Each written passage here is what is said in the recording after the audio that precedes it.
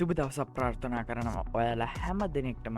ඉතින් අද කතා කරන්නේ කාර්මික විප්ලවයේ 4 වෙනි කොටස. වීඩියෝ එක ස්කිප් කරන්නේ නැතුව අවසාන වෙනතේ බලන්න. අපි පාඩමට යමු.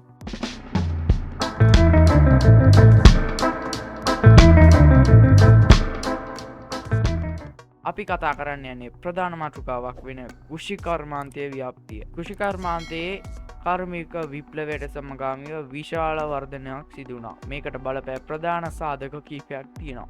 ශස්‍ය මාරු ක්‍රමය, මහා පරිමාණ ගොවීන් ආරම්භ කිරීම, සත්ත්ව පාලන කටයුතු වලට නව තාක්ෂණ යොදා ගැනීම, නව කෘෂිකාර්මික ක්‍රම උපකරණ භාවිතය.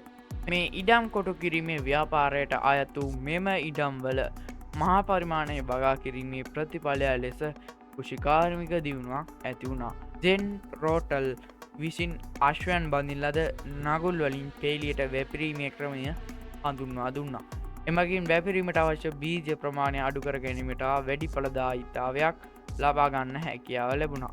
කාර්මික විප්ලවයත් සමඟ වඩාත් කාර්යක්ෂම උපකරණ බිහිවීම කෘෂික ශ්‍රේෂ්ඨයේ විශාල පෙරලියක් ඇති කිරීමට හේතුවීම, කැලෑ එලි පෙහෙලි කිරීමට, බිම් සැකසීමට, බීජ වර්ග නිෂ්පාදනයට යන්ත්‍ර සූත්‍ර නිපදවීම මෙන්න මේ කාලෙ සිද්ධ වුණා. ක්‍රිස්තු වර්ෂය 1800 ගුවානෝ පොහොර නම් පොහොර විශේෂයක් මුලින්ම දකුණු අප්‍රිකාවේ නිෂ්පාදනය කරා. අද කතා කරපු පාඩම තේරුණා නම් අනිවාර්යයෙන්ම වීඩියෝ එකට ලයික් එකක් දාන්න.